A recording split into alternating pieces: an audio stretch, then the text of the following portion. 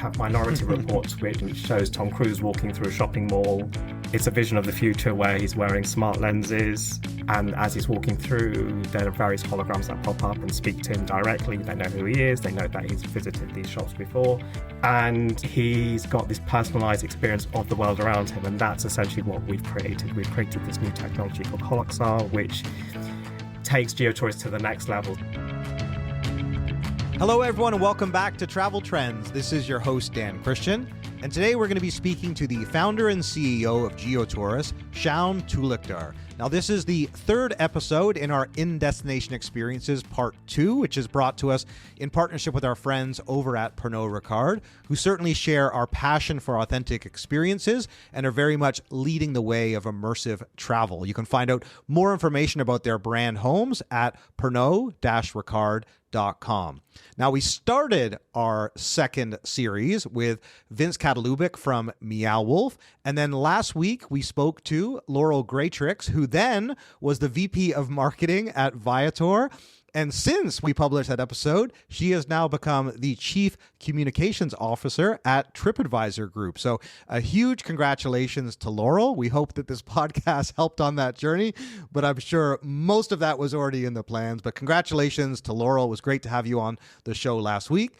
And now we're going to round out this series with Shaon Talukder. Now, he also is a captain of industry. He is an advisor to the British government. He's part of the WTTC. He serves as an associate advisor. He's been recognized by Entrepreneur.com as one of the top entrepreneurs to watch. He advises startups, and he has a lot of passion and interest in this space. He's been running Geotourist now for almost 14 years. So we get to talk about the early journey of Geotourist and where they've gotten to today in the age of AI.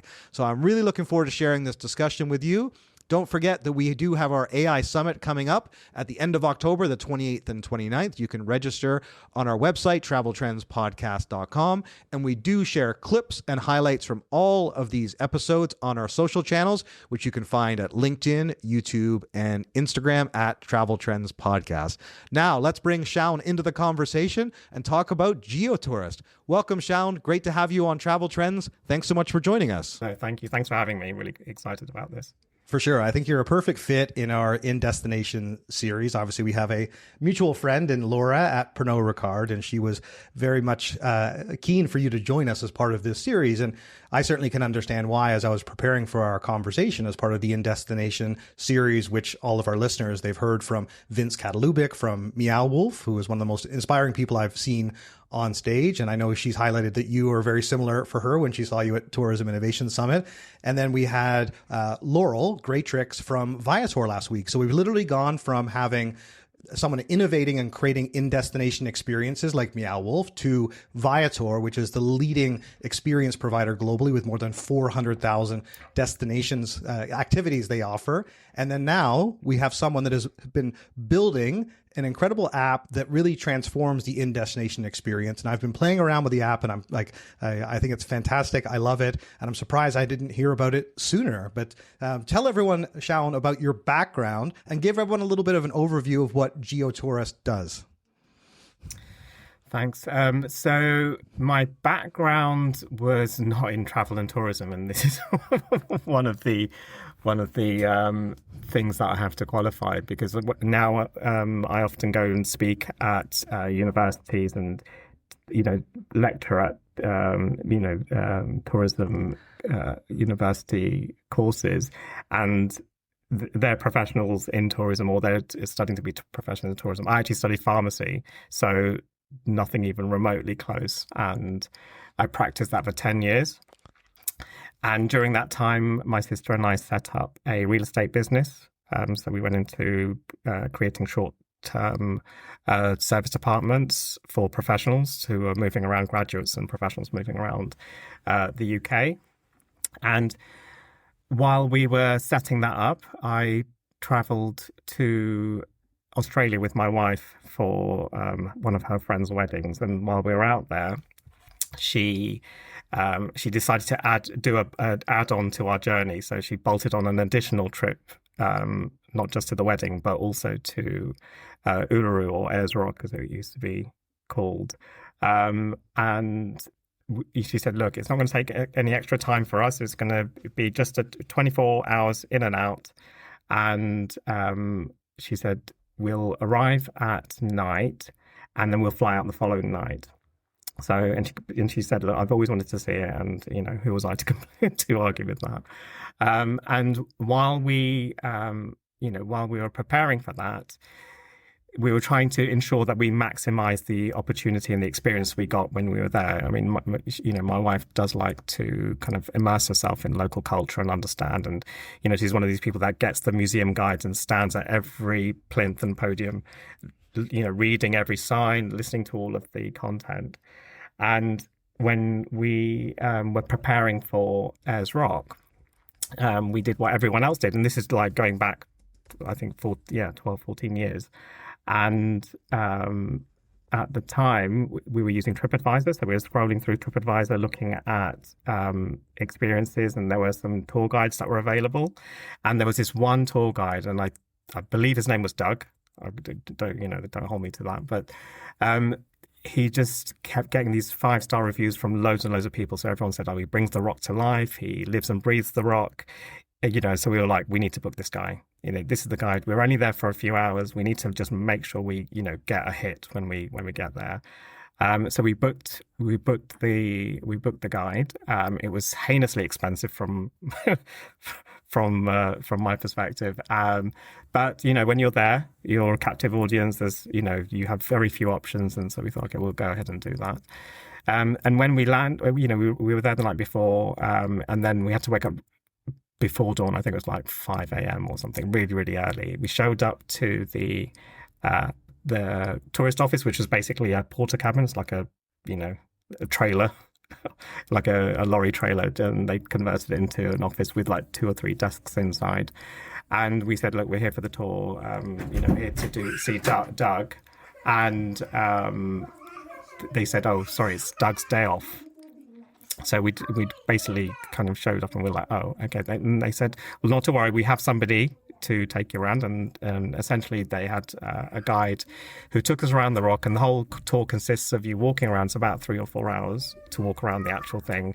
And you do it at either dawn or dusk. And as you're doing the walk, and the sun rises or it sets, and the rock just changes color from, like a dark red, blood red color to a golden color by the end of it, like a golden orange color, and it's stunning. And at different points around the rock, the guide would would have this narrative, and you'd look at the rock face, and it would they would tell you kind of what the Aborigines, the indigenous population would, with the stories that they would tell and how they would see the rock and perceive it. And from that, they would get, they'd be smoking various things, and they'd have this, this story that they would recount. And within that, there were cave paintings to kind of, to echo these stories.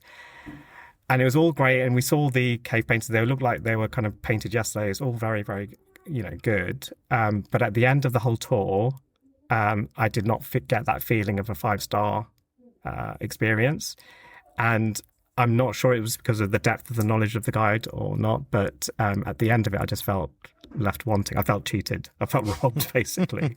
And so at the time, as we were flying back from Ayers Rock or Uluru to Melbourne, I was sitting on the plane thinking, look, I really, I've seen everything. It's stunning, it's beautiful, but, I wish I could just listen to what Doug had to say in his version of the story. Right. If only there was a way he could leave his voice in location on the map for me to show my own convenience. That would be amazing. And I thought, well, I'm not coming back here anytime soon because it took 2 days to get there, right? Yeah. And so I thought, well, the next place I travel to, who's to say I won't have the same negative experience again? And that was the light bulb moment that kind of started the ball rolling with Geotourist. And I thought, wouldn't it be amazing if you could create a platform for the whole world where everyone can share their stories, and selfishly I can travel around learning from other people.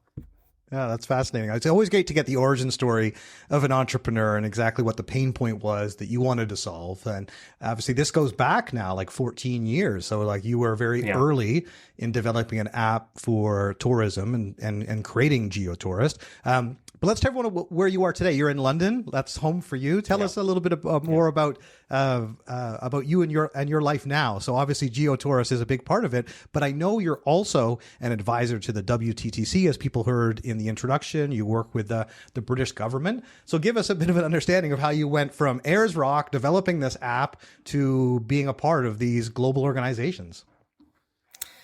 So yeah, we were. I mean, as I said, back when we before we set up, there were very few travel apps on the market. I mean, there was Booking.com. They were the big players, so the TripAdvisor types.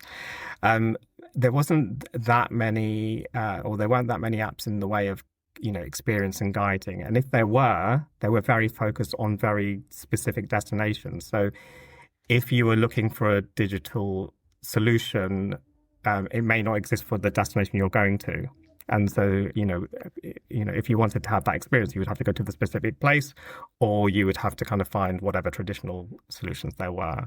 And so since then, apps started to kind of, have a life of their own, and people, every man and their dog wanted to make an app. So there was a huge proliferation of lots and lots of apps. And before we'd even set up the company, we actually did some work with the university in the UK to do research in the space before we set up, before we even kind of incorporated. And the research kind of basically entailed understanding what traveler needs were. So understanding what does the best companion tool for travel look like? And so, understanding that, when you're there, provided you have the ability to see what's in front of you, you can create, the thing that would augment the experience was the story. And so, compared to whether you wanted something that played video or, be more visual, when you're there, you've got the thing around you, you want to immerse yourself. So it was those stories, and it had to be by people. So it wasn't kind of a synthetic robot at the time, and now AI. It was preferred to be stories created by local people or experts on subject matters. And so we had this.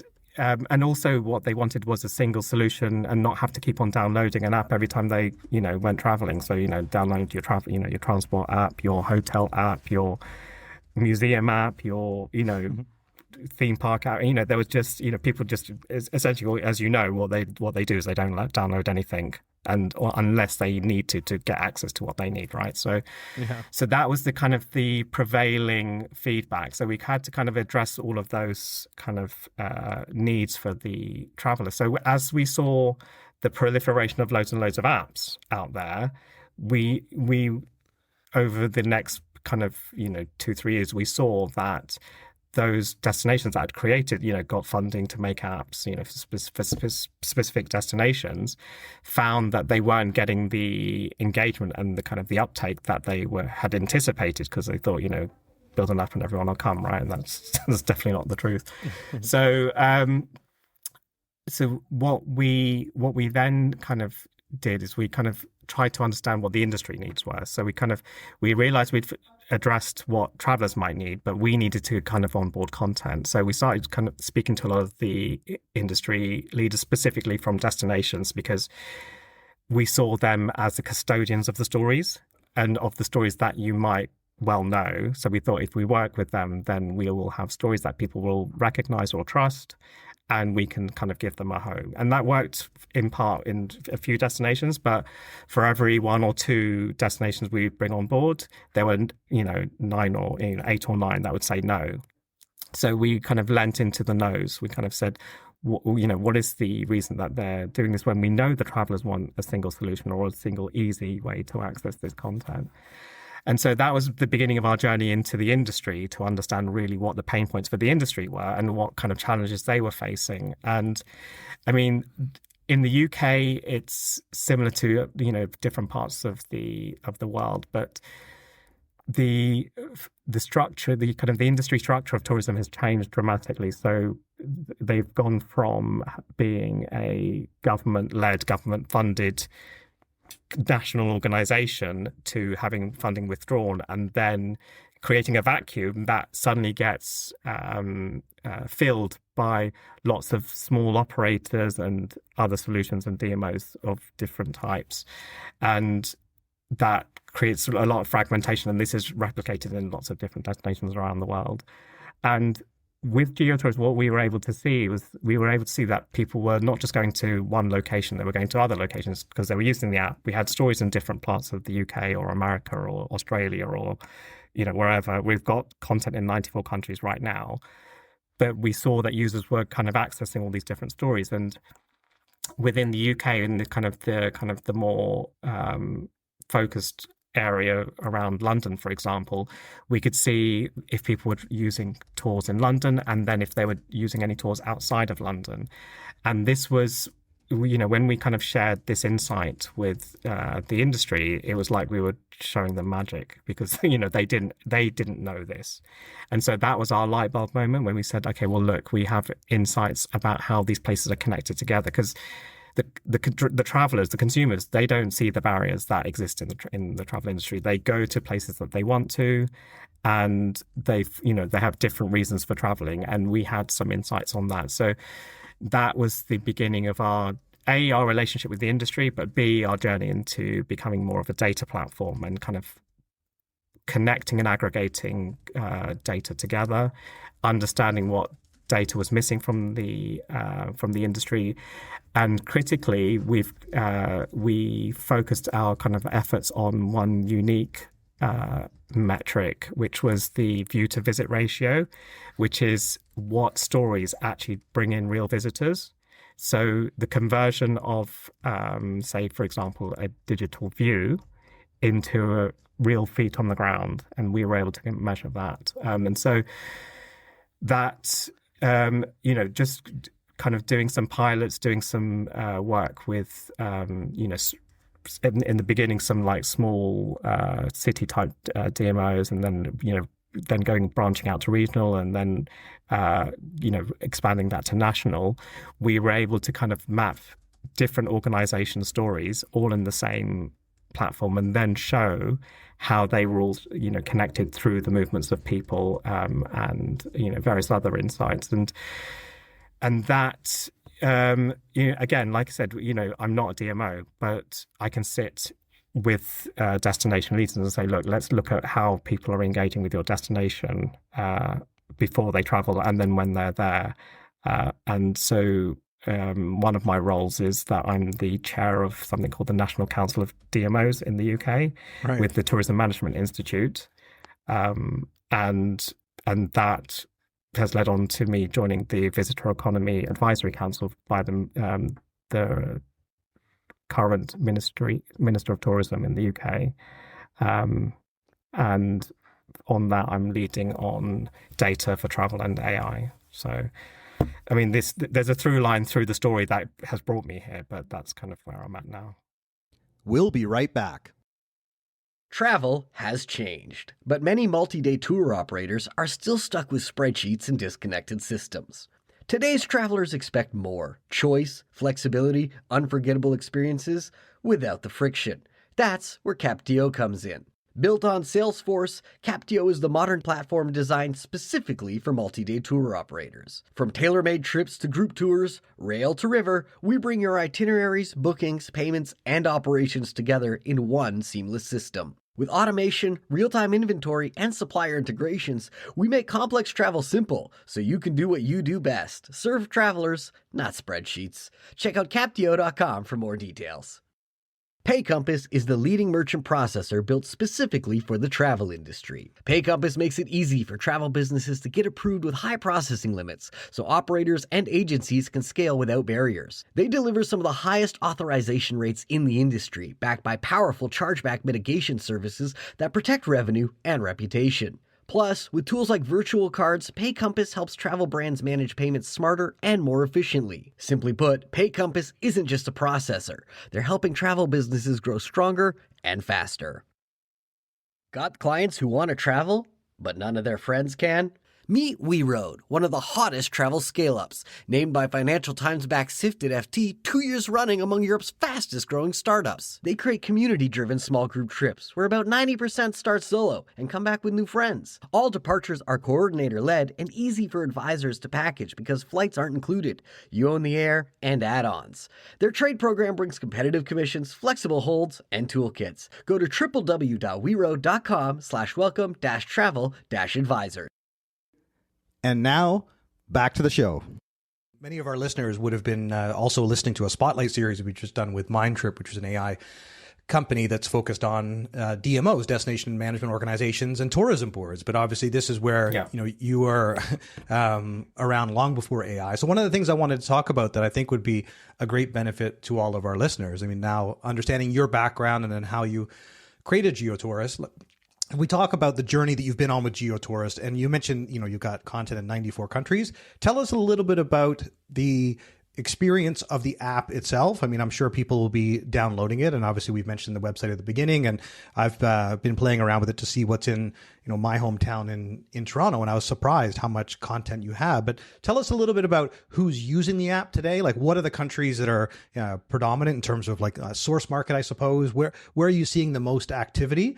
And then I also noticed that you had another development, which is this Holoxar, the hologram technology, which obviously you were ahead of the curve on when everyone was talking about metaverse before it became AI. So tell us a little bit about where you've gotten to with the Geotourist app, who uses it, and what are the most common utilizations of it today.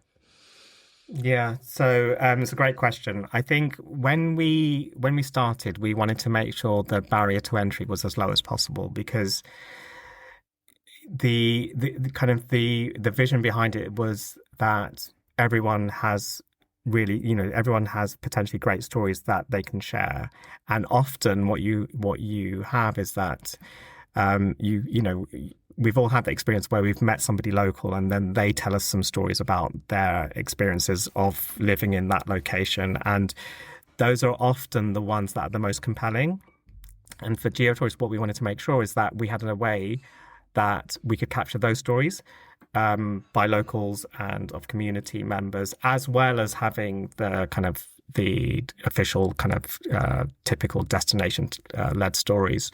So the types of people that have left stories include community groups, of which, and that's one of our the things we're most proud of, because often they aren't the voices that get represented in a digital way for destination marketing, whereas we feel that's often, the thing that can drive people to connect at a deeper level with the destination. So we get to work with, not just museums and galleries. We get to work with community groups, charities, niche types of outfits. So in the US, for example, there's someone who's created a tour of missile bases around his hometown.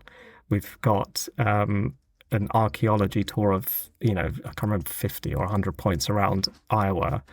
There are tours of architectural tours where you've had open house type. I don't know. There's an organisation in the UK called Open House, and they have another one in America called Doors Open. So every year they have an open day where you can enter public buildings that for the rest of the year you can't. So we've represented that, and so the point is that there are lots of different types of stories that are available on here. We have accessible tours for people who want to navigate through places with a certain kind of route, and understanding how to navigate various challenges. We've got I think one of the other ones we've kind of found a sweet spot in is something called screen tourism. So when people watch films and TV shows, often those locations will drive travel. So we've become the home of a lot of those stories. So we've been in Scotland, for example. We're the official platform for the Outlander map. So the TV show called Outlander. It's very popular in the US and Europe.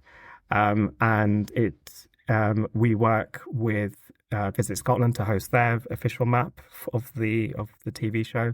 but also there are some fan groups that have created their own versions of tours, and that has led to a lot of kind of traffic. And in fact, I think the fan groups are driving much more traffic than the official Visit Scotland tour. And the point is that people can leverage the technology and, drive that, that story to the people that want to access it. So those are the types of people that can benefit from using it. That's really fascinating. So tell us where you've gotten to. Obviously, that's great to have an understanding of who's using the app and the journey you've been on. Tell us where the app stands in 2025, especially as you introduce the hologram. Tell us about some of the new features and functionality and where Geotourist is today. Yeah, so initially we had, our vision statement was we were looking to build an audio map of the world. And in the 10 years or the 14 years that kind of happened after we kind of set that as the vision, we had so many people saying, what about video? What about video? What about video? And when we put that out to, user groups for feedback, we'd get mixed responses. So some people said, yeah, or kind of indifferent, or why would we use your platform for video when we've got YouTube? And others were like, we don't want distractive technology, we want immersive technology. And so we kind of put it to one side and we thought we're only going to go into visual technologies only when we're able to create something that is truly engaging. For us, the story is key. The medium by which it's delivered can vary, and we've always been kind of flexible about that. But we always wanted to keep, we wanted to be the home of human stories, right? So we wanted to make sure that people could create stories, share them, and find a way for others to kind of connect with that. In the last couple of years, my dev team have been working and playing around with augmented reality. When the metaverse came out, we couldn't really understand why people would kind of spend their time locking themselves away, going into these, these virtual places. But we do see the value of augmenting what's around you. And there's various kind of versions that have been seen on TV and sci-fi shows before. Things like, Superman, when he's speaking to Jor-El, his dad, and there's a hologram that pops up. Star Wars, you've got Princess Leia pops up when R2-D2 shines the hologram on the ground. And then you have Minority Report, which shows Tom Cruise walking through a shopping mall. It's a vision of the future where he's wearing smart lenses. And as he's walking through, there are various holograms that pop up and speak to him directly. They know who he is. They know that he's visited these shops before. And he's got this personalized experience of the world around him. And that's essentially what we've created. We've created this new technology called Holoxar, which takes Geotourist to the next level. So we haven't just mapped, we've gone beyond mapping, or, building the audio map of the world. We're now putting people in locations so that they can tell stories, and leveraging the advances in generative AI to personalize that experience and to create unique knowledge bases for specific kind of locations or attractions. Very interesting. And I guess that's where, for myself, I love history, and obviously you've got architecture, and one of the things I love about traveling, and I have chosen different tools as I've traveled. Rick Steves is one of my favorite travel guide publisher of all time. Yeah. Yes, exactly. He's so I often listen to his podcast as I'm walking around a destination like Prague. Prague was actually one of my favorite destinations to explore. And I just kept pausing as I stopped to appreciate. And I've often thought there's just still a massive missed opportunity here. And so when you look at where the business stands today and where you want to take it, tell us a little bit more about the overall plans for the future of Geotourist, because I'm sure Obviously, investment is one big component, given Yeah. how expensive technology is to develop. But and that's why I was asking is who's utilizing it, what are the use cases, who some of the partners are, because clearly tourism boards, number one, obviously they want people to go to their destinations, learn more, and be able to showcase all the amazing things you can do in a destination. But yeah, tell us a little bit about where you see the future of Geotourist in the next few years. Well, I mean, the idea is that we want to be your personal guide to the world. So rather than building the audio map to the world, we want to be your personal guide to the world. So this is something that will understand who you are as a traveler and what your interests are based on the types of thing you engage with. So our kind of proxy that we model a lot of what we do is YouTube. So YouTube as a platform allows open access to everyone. So I can freely go onto YouTube, consume content about anything I want. So, and the value exchange there is that YouTube knows me as a consumer of content. So they know that I love to watch travel content. They know I like to watch cooking content. They know that I like sport. But they have based on all the videos that I've ever watched, and obviously people are watching, dozens of videos, if not more, every week.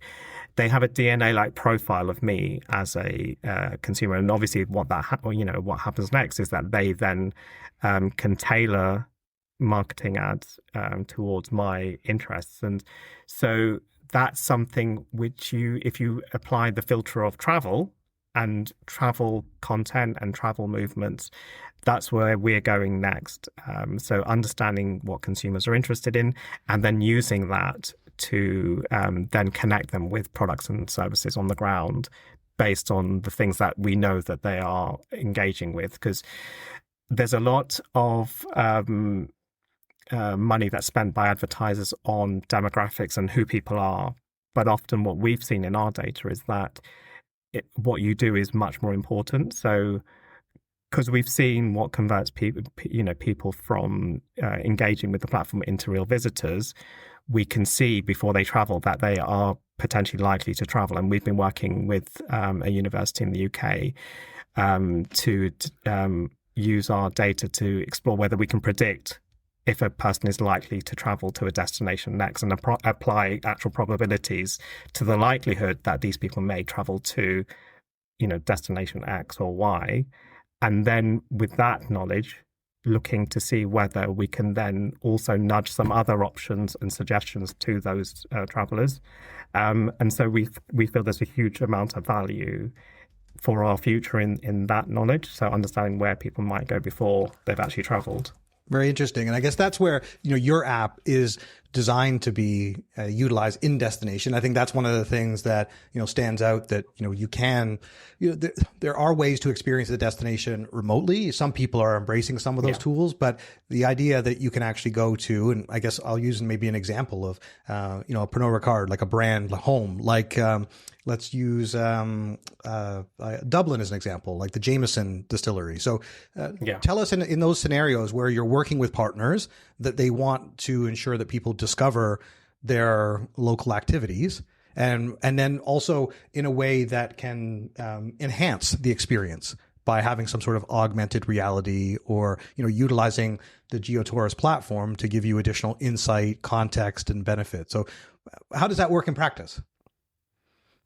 So it's in a couple of different ways. So from the inspiration stage of the journey, so before they've gone to Dublin, so let's say they're in Toronto or London, they begin their research. So now I would say a large contingent of people are using AI to create itineraries or to do some of the research for them. So they're also you might say to ChatGPT or Gemini, I'm planning a trip to Dublin. I'm going to be there for a couple of days, and I'm really interested in drinking and Guinness and Jameson and whiskey, and it will create an itinerary. And the idea is that Geotourist exists as a platform. So if you might go on there to find more content that's created by local people or local organizations in Dublin. We can also plug in our technology into other people's sites. And the reason an organization might do that is because then they get the data to see whether something is converting into a real visitor. Right. And so the idea is that from that stage you can see your who's interested, where they are, and the kind of things that the other types of things that they're interested in, and then when they're in location, then it comes into its own, because suddenly you have an immersive way to confidently travel around that destination and be guided to each of the places that you want to go and see, and then using things like the holograms, you can suddenly have really, really engaging narratives that will say, "Hey Dan, welcome to Jameson. We want to take you on a journey." And it can be, because they're holograms, they can be the proprietor of the distillery, or it could be a local celebrity. It's limitless in terms of the types of storytellings that's possible.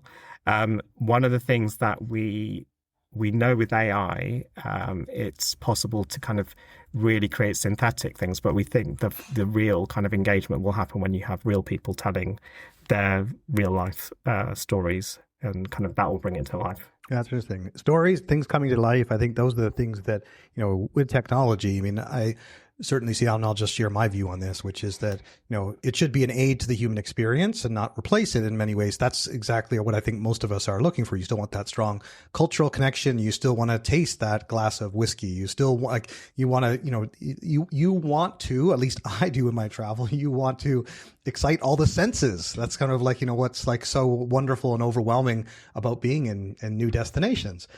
You really feel alive. And so one of the things I'm keen to ask you about, since you mentioned AI, and obviously that's, dominates every conversation today. So I've actually deliberately held off on discussing AI until now.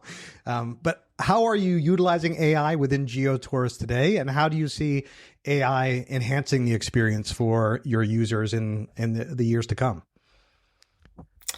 So, I mean, what was interesting is I think the discussion around AI and travel maybe started 2 years ago, when ChatGPT first kind of showed itself to the world. And the first thing that I saw other providers like myself looking at doing was utilizing AI to scale the building of content, because it was much quicker to do that. And we chose not to do that because, there's a labor of love that's put into the tools that are on our platform, and they're done by real people. Where we use AI is to personalize the kind of the narrative. So, like I said, you could have a celebrity welcoming you to London, and they all say, "Hey Dan, welcome to London," and then it will launch into the recorded content. In terms of with the holograms, there's some AI that's used to kind of with the kind of the visualization of the holograms. So we use some technologies around that, and then around the data. So understanding, we've got some models which are looking at how to predict certain behaviors and whether that's going to kind of guide people to certain locations. So we're using kind of machine learning and AI there, but that's kind of very early stages because we're still trying to scale out. But yeah, early evidence is showing that we've got some very highly predictive data. Very interesting. And I guess that's where the data is one of the advantages that incumbents have, is that you've got data to draw from that you can then, determine how people are using the app and where you can build out enhancements. So tell us a little bit about the overall trends you're seeing. That's one of the things I'm also keen to get your take on, since we're having this conversation about in-destination experiences and how the consumer journey is changing. Clearly, you've seen that over the better part of 14 years. And here we are having this conversation at the end of 2025 going into 2026. And, we're 3 years past the pandemic. And obviously that's when this show started, was trying to understand what was the same, what was different about consumer behavior, and trying to tap into the trends. And I know our listeners are very keen. So if you, as soon as you said data, I'm like, that's the sort of thing that you have access to the data of how people are using it. And I'm very keen to know what our listeners can understand and benefit from that. So tell us, just in general terms, but also feel free to reference anything that's related to Geotourist as far as where you think the traveler experience is headed in 2026. And I'll give one last caveat as we're having this conversation, because today the announcement was coming out that the new Meta glasses have arrived. And incredibly, Facebook/Meta has had a great deal of success with these Ray-Ban sunglasses. And, there's been a lot of people that are concerned about privacy and having a camera on your glasses to be able to record things. But it seems like they've gotten way cooler. They're less. And I think this is where all of a sudden I do think this technology will be better utilized. And I do see some people that use it that absolutely love it. And so tell us a little bit about what you're seeing, what you're paying attention to, and where you think the traveler experiences is heading in 2026. So again, technology is moving rapidly. And I think what we're seeing is kind of a convergence of certain technologies. And, AR glasses are one of those things that can really augment or bring us closer to a seamless experience of what's around us. And I think the interface, provided it is kind of immersive and not kind of onerous. There's not too much that is required in terms of inputs. I think from a user design perspective, what you want to do, you're always trying to ensure that there's minimal inputs from the user to get the outputs that you're looking for. And so the glasses are a good example of that. AI is a good example of that. So generative AI, when you ask it a simple question, it will give you a whole essay on whatever you've asked. So minimizing that need to either have type something or putting putting more input in, but getting more but putting what's minimal in and getting the most out, which is why the natural language processing, when it understands what people are saying and can give it a human type answer or response, those are the things that are going to get the most engagement and growth. I think the other thing where I see some big kind of transformations will be things that remove barriers. So I think is it in tomorrow or the day after, AirPods are going to release their live translation AirPods. And so what that will enable people to do who are wearing them, it will enable them to listen to someone speaking in a different language and have that translated in real time. Now, if you imagine two people wearing those and one person is from one country and another person is from a different country and they don't know each other's language, what you'll have is two people speaking their own language and the other person seamlessly understanding that and responding in their own native tongue, but they'll have a conversation that feels seamless. And I think those are the types of things that suddenly remove the barriers to travel, because you may decide, up until now, you may have felt not confident to travel to places like, say, for UK, for Western travelers to say Asia, because there's huge travel barriers. And I know that those destinations spend lots of time and investment trying to make it much more accessible to, Western travelers. This kind of technology is the thing that will open the doors to much more travel by lots more demographics. Gen Zs and millennials are using technology much more for, in every part of their life, and travel is probably one of the biggest ones. And so, these tools become an aid to facilitate that. So I think you're going to see a lot more of that kind of thing. And, we can't really get away from AI. The way I see AI kind of doing the biggest transformations are in the things for shortcutting. So, previously people who wanted to travel somewhere would have to go through this whole gauntlet of research, booking, arrangements, and AI can, shortcut that down to kind of a few prompts. And so I think that's where people will start to kind of, that's going to be a new behavior for travelers. And I think, we're seeing that already, and it's doing a lot of the work. I think obviously there's been some concerns around accuracy in terms of the response.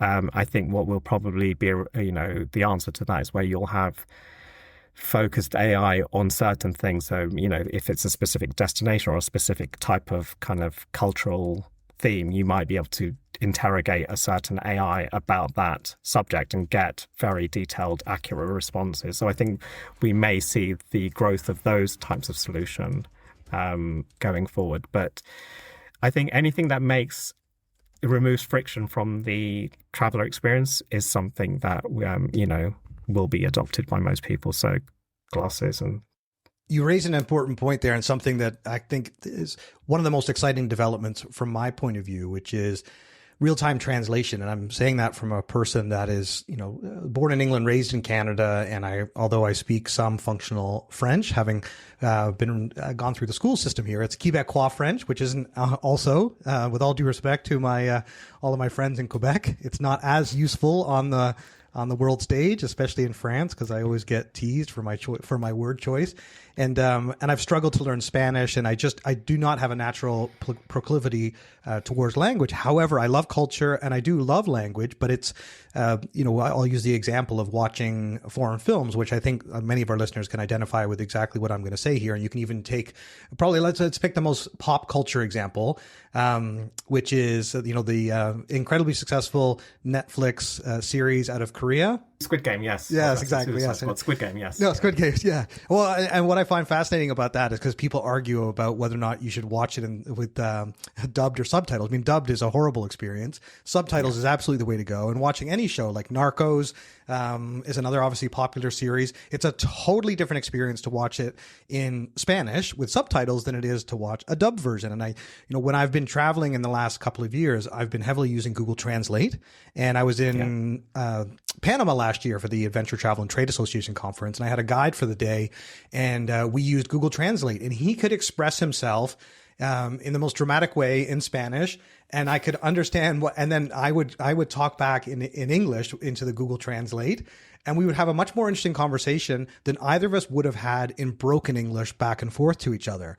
And I love this, and I think all I could think was, I cannot wait until this is real time, and that my AirPods will be able to translate. And I know there's various tools out there now. It's just not yet quite as accessible as I think it will be very shortly, to be able to have those real-time exchanges. And I couldn't agree with you more. Like, that's a development in 2026 that will truly change your travel experience, because now both sides can converse in their own language that they're comfortable with, and be able to have the full meaning of a conversation, which is only enabled by the virtue of like, we've never had that point unless you had the privilege of a translator. You've never, we've not had that opportunity before, right? Accessible to everybody. With glasses as well. I mean, with Google Lens, obviously it was on a phone to begin with, but that can also translate what you're reading as well. So when let's say you're traveling and there's like road signs and directions, with Google Lens, you can actually just hold it over and it will do the translation for you. Imagine once that's plugged into your glasses and you're basically all of the barriers have been then removed, and you can literally go anywhere in the world and talk to anyone. I mean, that's, for me, that is the equivalent of, in the UK, we used to have, when the mobile phones first came out, so cell phones first came out, there were, I think, 4 big providers, and but when they started doing SMS, so short messages to each other, so before WhatsApp and all that, you could text people, send messages to each other. You could only send messages to people within your own provider. And it was insane. So if your friend was on a different network, you couldn't message them. So it was ridiculous. But then there was a stage where they opened the doors to be able to text each other without any additional, prohibitive costs.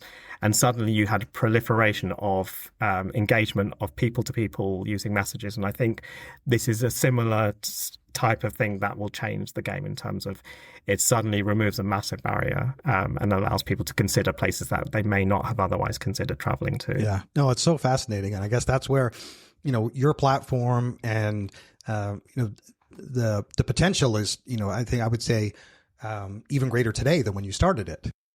We'll be right back. Planning your next trip abroad? Stay connected the smart way with Olafly, the global leader in eSIMs for travelers. With coverage in over 200 destinations and a 4.6 out of 5 Trustpilot rating, Olafly is the go-to for international travel. Forget fumbling with SIM cards. Olafly's eSIM activates instantly with a QR code. You'll be online in just 2 minutes with unlimited data and no surprise roaming charges. Whether it's a short getaway, frequent business travel, or life as a digital nomad, Olafly has a plan for you. Get started today at esim.olafly.com. That's esim.holafly.com. In a world of endless travel options, how do you guarantee quality? The answer is curation, and it's the core of Civitatis, the leading marketplace for global tours and activities. Instead of just more options, their promise is more quality. Their experts handpick the best from over 90,000 activities in 4,000 destinations worldwide, ensuring every tour meets the highest standards of quality, availability, and price. They focus this winning strategy on capturing the world's fastest growing customer market, travelers from Latin America. By connecting these travelers to their global portfolio of experiences in native Spanish or Portuguese, Civitatis creates the powerful customer loyalty your business can count on. Their model is a proven formula for generating massive demand and driving industry-leading conversion. For the travel trade, the message is clear. Partnering with Civitatis is your strategy for capturing the massive outbound Latin American market and turning their growth into your revenue. Visit Civitatis.com for more details. Today, 65% of travel queries trigger an AI overview. If your brand isn't showing up there, you're losing bookings. It's that simple. This is the new reality that Propellic, the AI-first digital marketing agency for travel, helps brands master. Their entire focus is on delivering what matters, performance bookings, not just clicks. They've done the research on how AI is changing everything from search to purchase. You can find their groundbreaking new report right on their website. While you're there, join over 1,000 travel marketers by subscribing to their newsletter, The Navlog. Stay ahead of the curve. Visit Propellic.com. And now, back to the show. To finish off, I just had a couple last questions for you, and then we're going to do a quick rapid fire round of questions to close off. But tell us where you think Geotourist will be in 2030. I mean, I know it, and again, we're moving into pretty uncharted territory. And I liked your description with regards to not being just beyond audio tours, but basically helping you plan. But where do you see Geotourist in the consumer journey? Like, what is your ultimate vision to be realized here with Geotourist? So with our technology, it's not just about maps anymore. It's not just about pinning a story to a map and then you're walking. It is geofence story that activates when you're there. Now, what it is that we can take people through buildings. You can look at a painting on a wall in the gallery, and using AR glasses or using your phone, the phone will recognize what you're looking at, and then it will activate the story or the hologram to tell you more about it, and then it will literally map your footsteps through buildings so that you can have the most effective, efficient, and experiential, journey through places that you want to kind of spend time in or go and explore. And it's not just say travel where the use case lies. I mean, obviously what I mentioned earlier, the Minority Report example. That's the technology we've created. So there's a huge retail use case there. And earlier this year, when we did a soft launch, we did a conference. So there was a big conference in the Middle East where we had all the delegates using Holoxar around the conference. And when they arrived in the airport, there was a hologram that greeted them, and it was by the host of the conference. So we created a hologram of her, and she personally welcomed everyone as soon as they arrived. And then when they got to the hotel room, they would scan, they would use their phone to look at a thing in the room, and then the hologram would pop up and, tell them about what the conference itinerary was going to be. And then they would use it around the kind of the exhibition hall to be guided from, room to room. Or if they scanned, say, a sponsor logo, they would then be guided all the way directly to the sponsor's exhibitor table. So, the use case potential is that it facilitates you getting much more from what's around you. Yeah, it's really interesting. And the one other thing just to highlight too, I know you speak at a lot of conferences, so knowing that you are going to be continuing to, be at the biggest stages in the world, like you were at Tourism Innovation Summit. I know we won't see each other there. I know you're still planning out some of your schedule, but just to make sure that people know where they can find you if they want to reach out to you directly. And then I've got a few rapid fire questions to finish off, but tell everybody about where you're going to be through the end of 2025, any of the big conferences, depending on when people are listening to this. So 26 for that matter. Yeah, so the ones that I know about are World Travel Market, so that's in London, so that's easy for me to be at. So I'm going to be there for the 3 days in November. There's a question mark on Tourism Innovation Summit at the moment.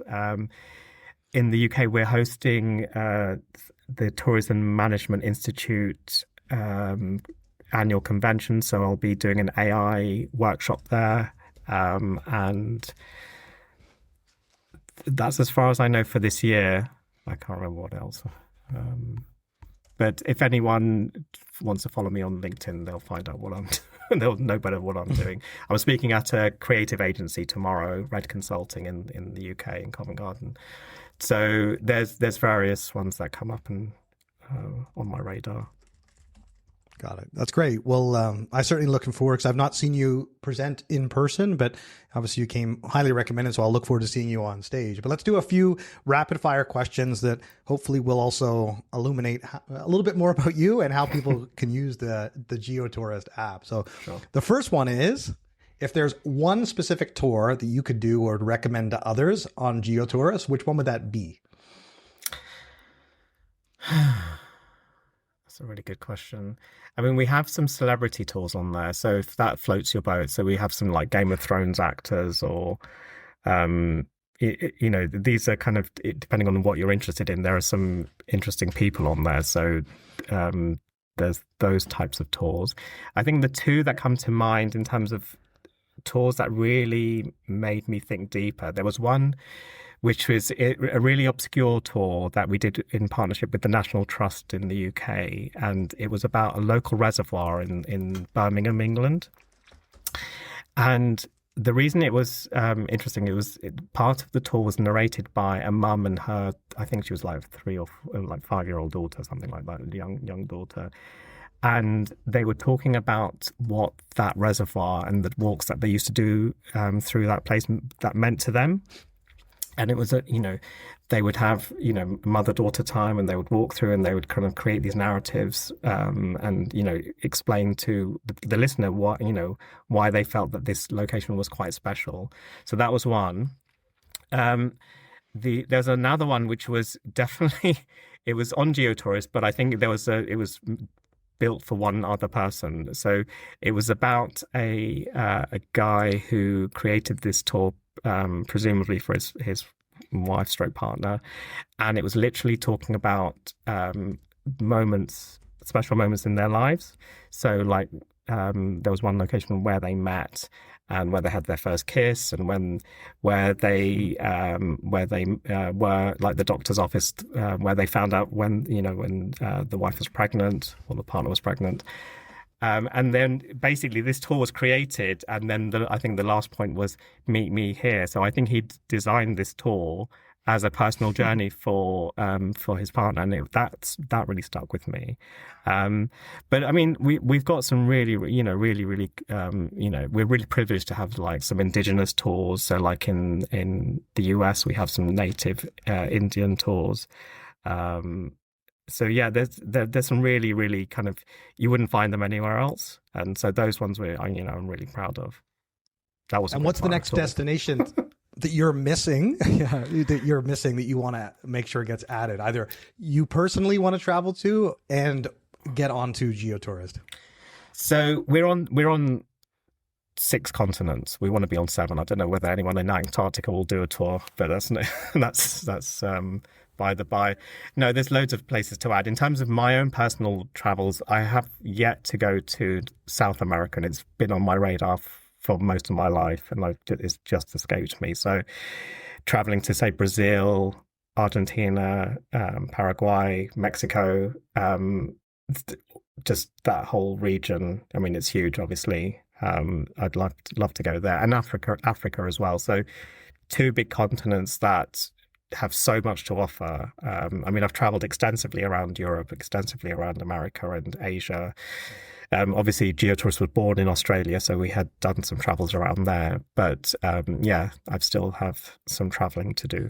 That's great. And then when you're not using the Geotourist app and you are traveling, what's your other go-to app or website? Like, what else do you leave home and you don't want to travel without? So, I mean, I think everyone uses YouTube as a kind of a leisure tool as well as a learning tool, and I think there's, it's an example of it's whatever you want it to be, and I think it's a great model for understanding consumer behavior. So YouTube is obviously up there.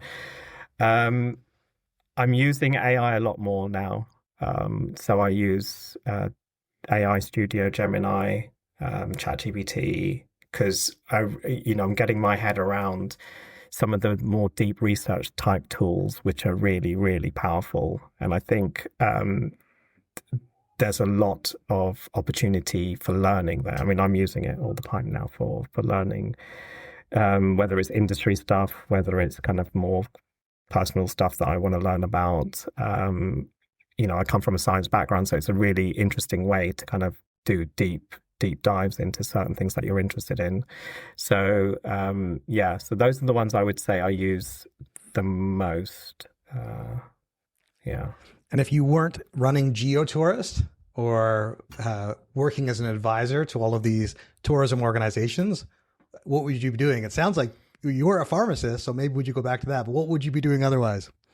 Look, if money was no object, I'd probably set up a restaurant and cook.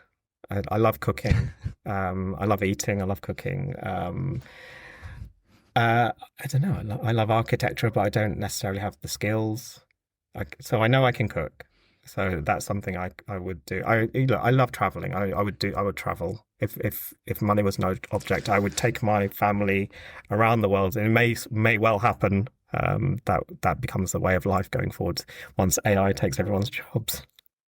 Yeah, true enough. Well, there you go. Like, you could be inspired by Anthony Bourdain and just cook and travel the world. So absolutely. I think that's certainly the ideal lifestyle for me, not cooking, but actually eating my way around the world. I guess maybe that would be part of it. Yes, indeed. Exactly.